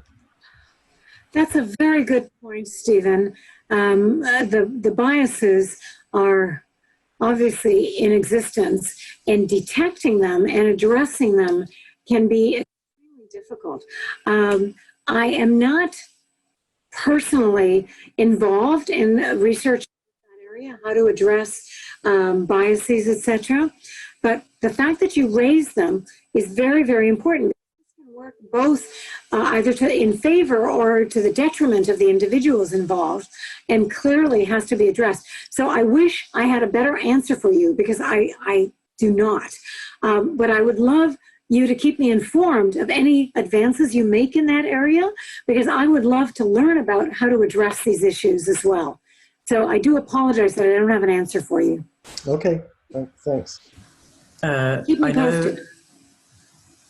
Sorry to interrupt there, Anne. I know the group very well, the Sensitive group. I'm a member of that group with Andreas Spanias hosting that and being the director. But they're doing a lot of work in the space of tiny machine learning, looking at edge computing, looking at all these privacy impacts. I think one of the great examples is what you spoke about with Sidewalk Labs. And I think the de-identification at the source. I heard one of your Bloomberg interviews, which I'll put up on the webpage as a link to, but you really said it well there, that we de-identify at the source and ensure that we go forward from there. I like that kind of approach. Thank you so much. Could I speak to that? Yes, please. Katina? Please, Anne. You know, people are always surprised when I work with companies that they think should be the enemy. So when Sidewalk Labs, an alphabet company, came to me, they were hired, they got the successful contract for building a smart city in Toronto, Canada, which is where I reside. And they came to me and they said, we want to make sure in our smart city, we have privacy by design. We want to follow privacy by design. So we want to hire you as our consultant to make that happen. And I was delighted, because I always say, look, if someone wants to turn a corner and go in the direction of privacy, you say, yes, let me help you. Not, well, forget about it. You didn't do privacy in the past, so I'm never going to help you. Absurd. So I said, of course, I'm happy to help you. But I also said to them, I need to warn you, I'll be a thorn in your side if you don't do privacy by design the way it's intended, which is why you hired me. And they said, that's why we hired you. We're going to do privacy by design. That's what we intend to do. So great. It was a win-win at the beginning. And when I looked at how smart cities work, and there's all this technology, gathering all kinds of information 24/7 over which you have no control, that's when I came up with the position that we have to de-identify all data at source, meaning the minute your technology picks up something, anyone traveling down a street or whatever, any information that is collected through whatever technology you have in place, we have to immediately strip all personal identifiers right at the time it's collected at source, and then you can do whatever you want with the information. That's the beauty of it. You're then free to do whatever you want with the information. So they were all in agreement with that. We're going to de-identify data at source, make it a win-win, etc.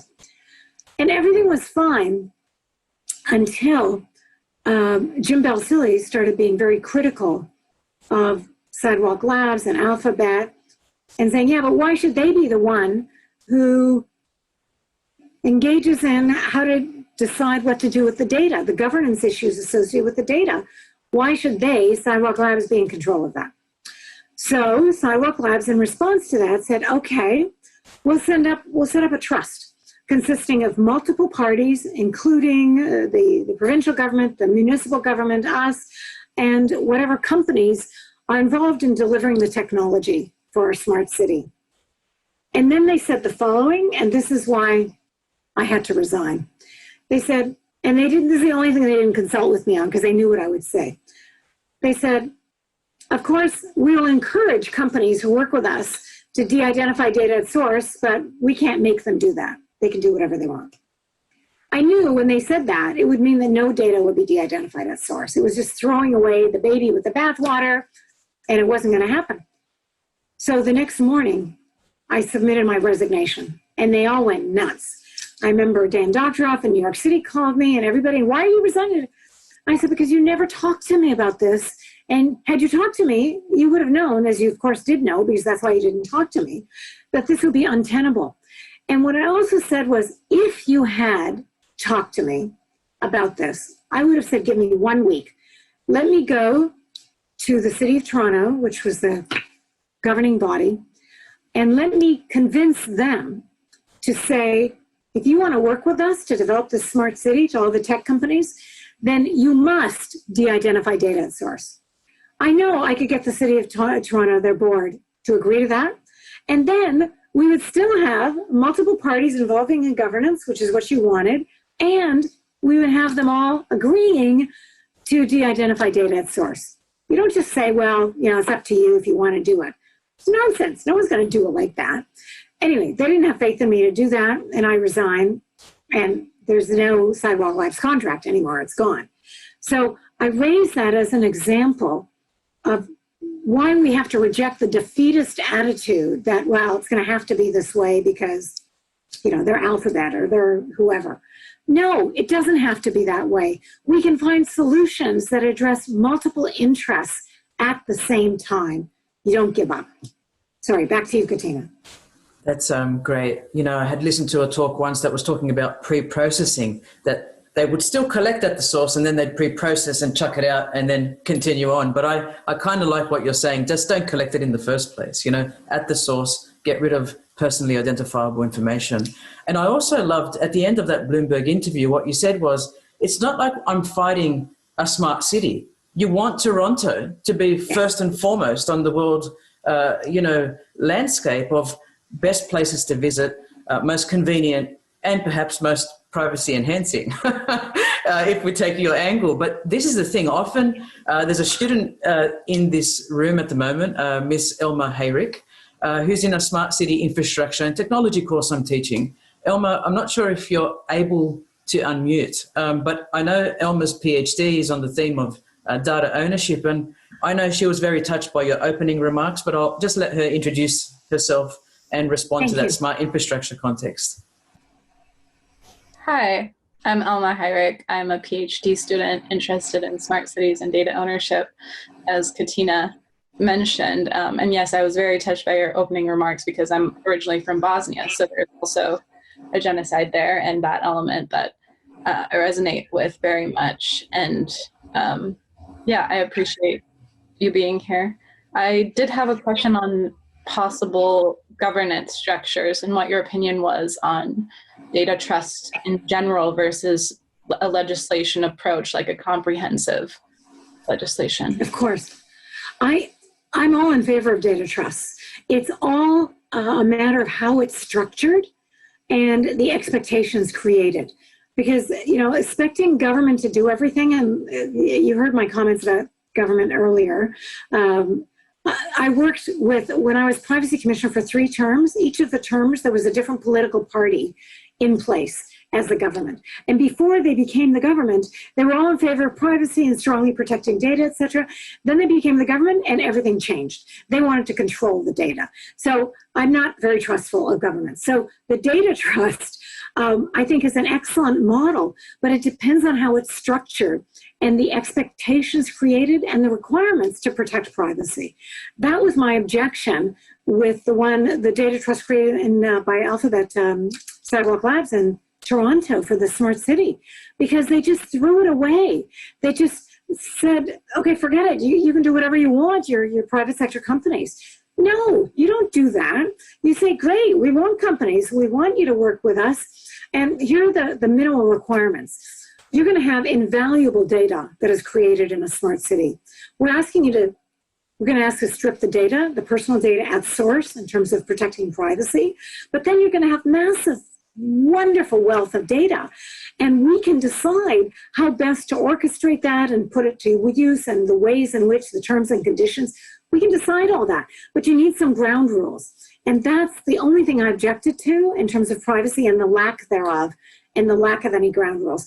Alphabet just basically gave it away, and they didn't have to. Thank you, Anne.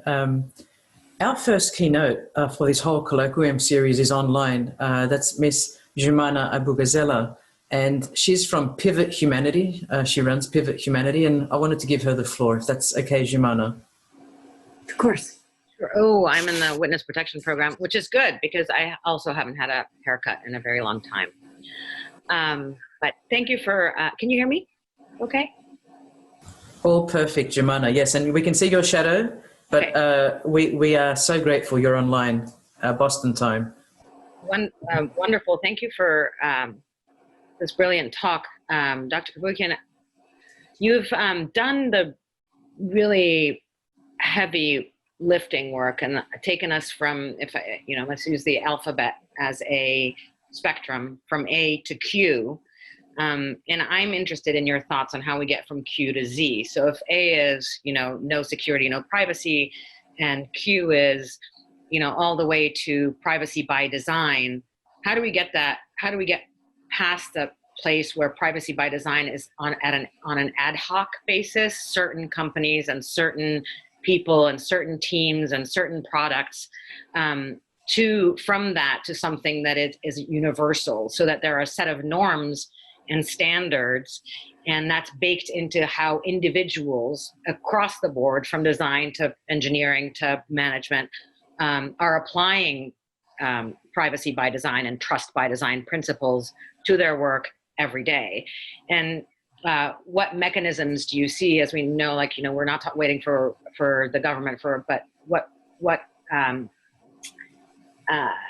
another, a metaphor might be like, how can we make a privacy by design sandwich so that the one piece of the bread is the incentives that are given to the individuals building and developing the products, and the other piece of bread is, the consequences or attendant, like the enforcement mechanisms that need to be in place in order for privacy by design to actually be all that it can be for society. I love the sandwich idea. I love that. Thank you so much. Privacy by design, and how do we make sure it gets enforced, etc. It's a very good question. The only thing we've had thus far, but it's had a huge impact, is the GDPR in terms of adding privacy by design, data protection by design, and as the default.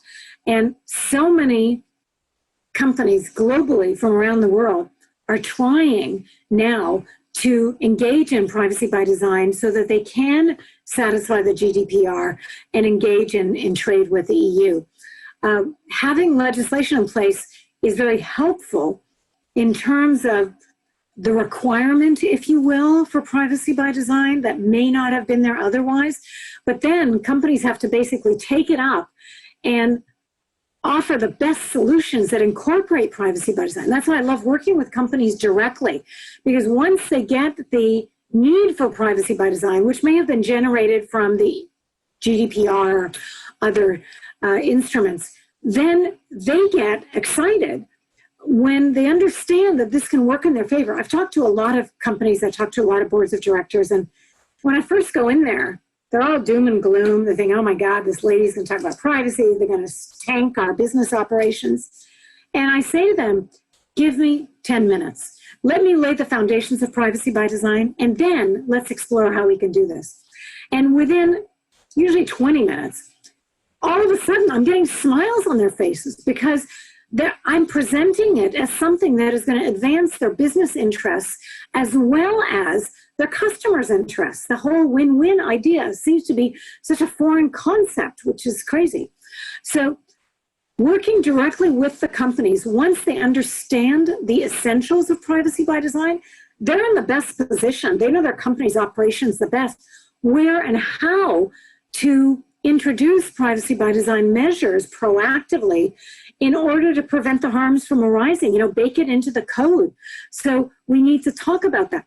And one of the first things I ask them, and usually the answer is no, is I say, do you have a data map? And they just look at me like, huh? I say, a data map maps the flow of personal information within your company. Once it's collected, presumably with consent from your data subjects, from your customers, then how does it flow throughout your organization? What different branches might it go to? Are additional consents required from any uses that deviate from the initial primary purpose of the data collection?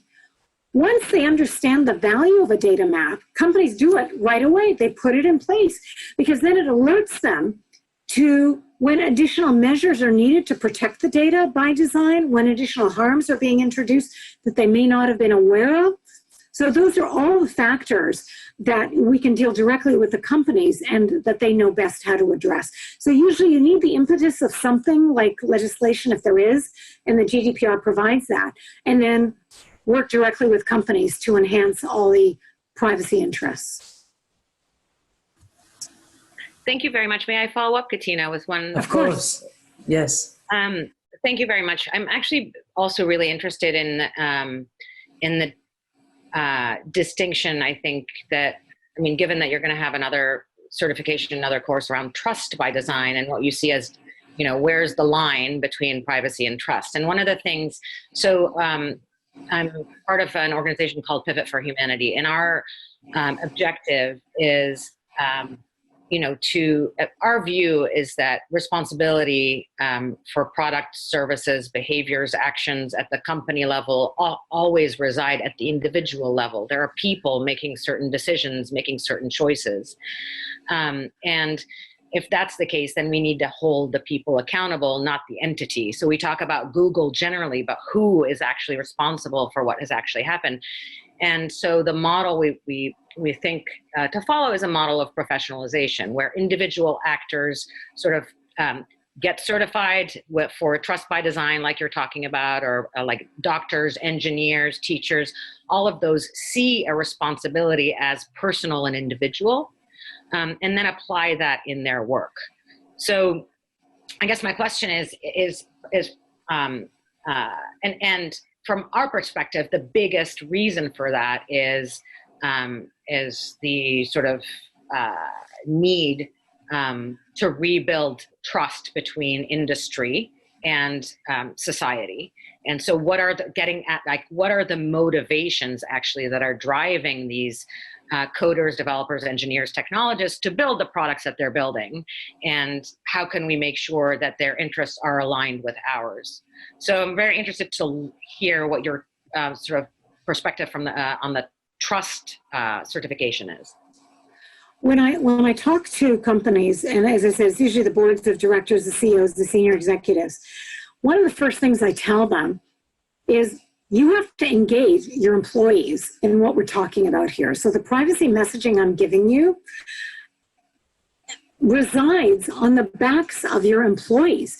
If you have a trust deficit, and there is a trust deficit largely in existence with most companies and their customers, then how do you build trust? How do you get customers to understand that you care deeply about their privacy and you're going to great lengths to ensure that their privacy is protected and that their wishes are reflected in your operations? So what you have to do, senior executives, you have to empower your employees with an understanding that the personal information you collect from customers has to be protected and shielded from any unauthorized use by external third parties or others within your company who are not authorized to access it. That's why I refer to the data map. That often helps to get some sense of who's doing what with somebody's data, and is it in accord with the expectations of the data subject. So we always have to start there.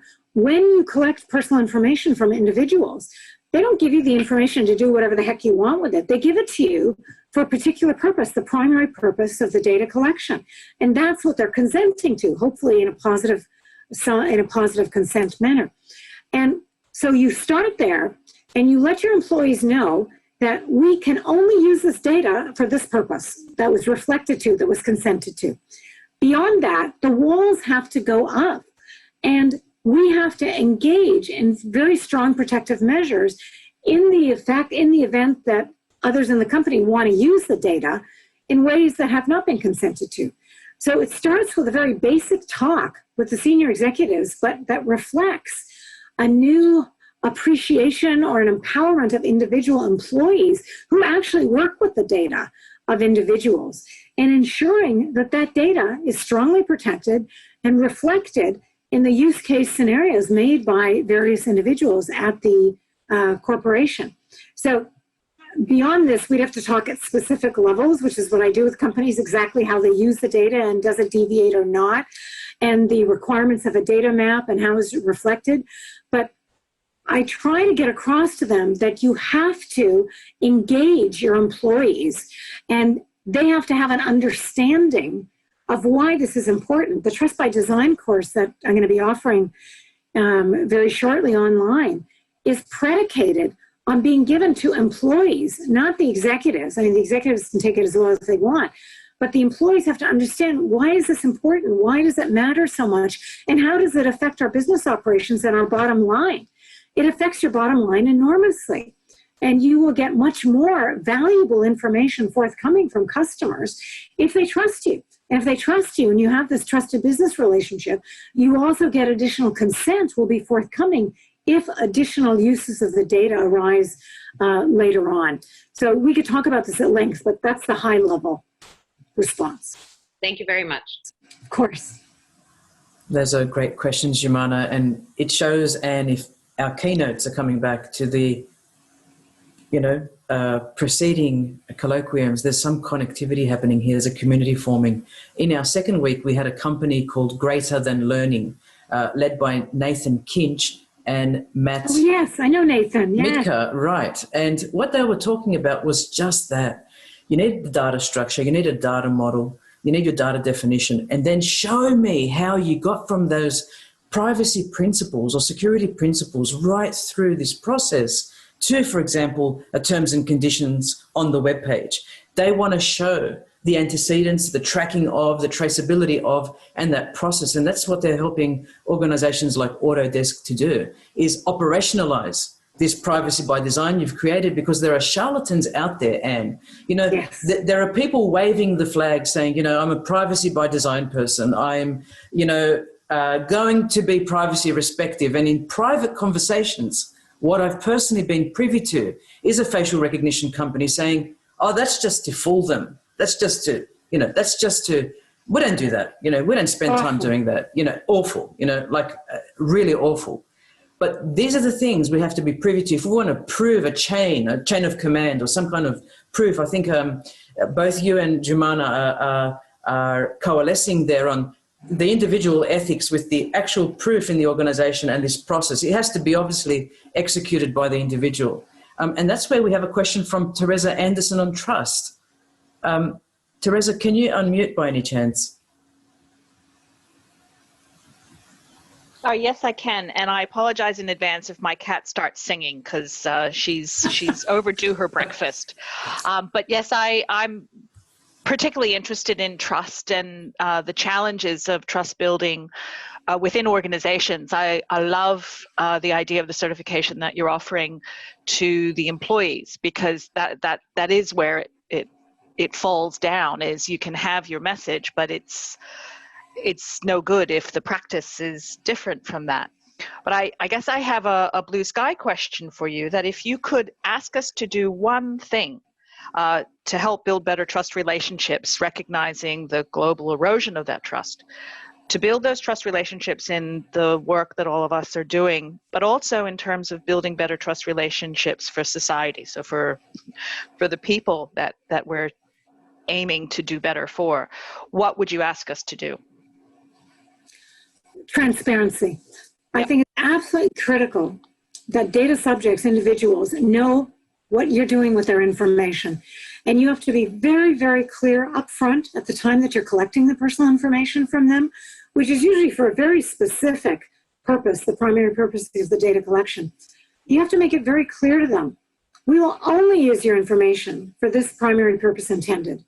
Beyond that, we are not permitted to use the information for any other purpose unless we come back to you to obtain your additional consent for a secondary use. And we give you full access to your data in our holdings. So the transparency aspect, you can go into this area and just, click your name or whatever, and you will see what we have on you and what we're doing with your information. That builds trust like no other. It's amazing. And then beyond that, individuals once they start having some trust, they are much more likely to want to engage with you in perhaps other aspects related to your operations or whatever. It grows dramatically. So the companies that have been certified for privacy by design, that's what they've told us, is it has grown the use of the data that is permitted. And the growth comes from the data subjects. They say, oh, well, we see you're using it this way, but could you also make this kind of use of it, which would benefit both you and I in some manner? And having that transparency just builds trust like no other. But it also gives companies a competitive advantage because they are then in a position to maybe obtain additional personal information if they require it in a very totally open manner. But it also allows individuals to, in reviewing their data, what the company has on them, it enhances the accuracy of that data. I think I mentioned it earlier, that the quality of the data is enhanced by giving that kind of transparency and access to data subjects in the event that there might be any errors or it might be misinterpreted or something like that. So it turns out to be a win-win. That would be my first response. Could I ask a quick follow-up on that? Yes, of course. Please. So in those situations, I study particularly ways of dealing with the unintended when things go wrong, because when things are in the wild, things never quite go according to plan. In your experience, have you seen an exemplar of where, in the midst of those mistakes, trust can be continually gained and maintained? Even in the midst of a mistake revealing itself and suddenly data leakages occurring, or... Of course. And that's where trust builds the ability to retain your customers. If you are, let's say you have some incident that's happened and some mistakes have been made or, whatever. If you're honest about that and forthcoming, that's where the transparency comes in. And you're very straight with your customers and you say, look, we blew it. We had this mistake or, whatever the issue is. And you sort of come clean right away at the beginning with your customers. They totally get it. That's been my experience, is that they understand that mistakes happen and, problems will arise, but it's the response to the mistakes or to the negative situation by the company that is what determines the way in which trust operates. If you're totally forthcoming and transparent and you're saying, here's what we did, we screwed up, here's how we're going to fix it. So you offer the remedy and the total transparency to individuals. They're very forgiving. People are human, mistakes happen. It's the attempted cover-up, if that's the direction you go in, without that transparency, that comes back to bite you afterwards. So again, that would be my response, is you've got to be very straight with your customers. Any errors that are made, be forthcoming, offer the solution as well. Here's how we're going to alleviate that problem or fix the solution, fix the problem. But do it in a very timely manner that as soon as you realize this, you're onto it and you're in the dialogue with your customers and bringing this to their attention as well, without them having to, trip on it by accident and find out about it, learn about it from other sources. Thank you. Professor Uli Gretzel, I'm not sure if you're online still or you've gone for a little break. I wanted to know if you had any general comments in summating today. And I've probably caught you off guard, Uli. I'm sorry about that. No. Hi, Go ahead. Go ahead. How to unmute. Yeah. And so thank you so much. I really appreciate all this conversation. So I'm doing a lot of research in the area of smart tourism. And I think privacy by design is especially important for transient populations, right? Tourists, usually they don't have a vote. They usually don't have a way to get back to a company and say there was a privacy violation once they're off of that destination, right? And so I think, if you could maybe comment a little bit on, I don't know if you've thought about this, but there's particular vulnerabilities involved when we just go to places for short term and we need something, right? We're in a strange place and we are very often happy to trade off our privacy. And then we have no real easy way to get it back. So I think in many ways you speak to that by avoiding it in the first place. But I think if you could comment a little bit on the extent to which maybe this is temporary, giving consent, right, or having the right to delete your data once you're done with your visit. There's really no need for you to have that relationship anymore with the company. So really the temporal aspect, that's what I'm interested in. That's a very good point. People often overlook the need to securely destroy data when you no longer need it. The data has served the purpose intended at the time of data collection, and that purpose is not permanent. It's for usually a finite requirement, and once the data is served in that manner to fulfill the needs of that requirement, and that's played out, then there's absolutely no need to continue to retain the data. In fact, the harms will then arise afterwards, after the data has served the purpose intended. Then if it's used or if it's retained, it could be used for secondary uses that were never intended, or all the harms then arise at that point. And that's the problem, is you have to build in a requirement for secure destruction of the data. And the need to do this is essential. I advise many companies to do this, and often they don't want to do it. They say, well, we might have some need for the data in the future or whatever, and I can't make them delete it. But then I say to them, then encrypt the data, strong encryption, because if you don't delete the data once it's served its purpose, something's going to happen with it. There are more cybersecurity attacks, data breaches, phishing, you name it. The bad guys are very smart. And if they see databases, data sets that are unencrypted, it's an immediate magnet. They steal the data or whatever. Once you have an encrypted database, then it's not a magnet anymore for the bad guys. Because if they spent enough time on it, maybe they could decrypt it and get into it, but they won't. They'll just move on to a much easier target. So best advice is delete the data once it's served its purpose. And if you refuse to do that, then at the very least, strongly encrypt the data.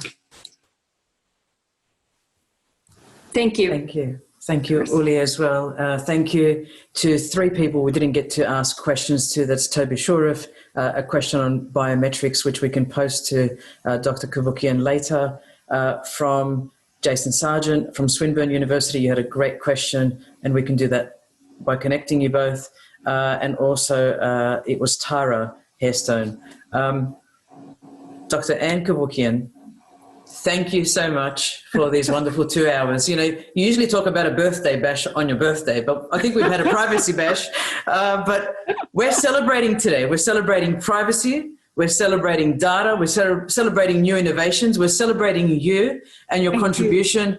And we're so lucky to have had you for these last 2 hours. You can see everyone saying happy birthday there in the chat. You're so kind, Katina. Thank you so much. It's been such a pleasure. Thank you. And may everyone have a wonderful day. And to you and your family, Dr. Cavoukian, thank you. Likewise. My pleasure. All the best to you all. Thank you. Thank you. Bye, everyone. See you again in a fortnight.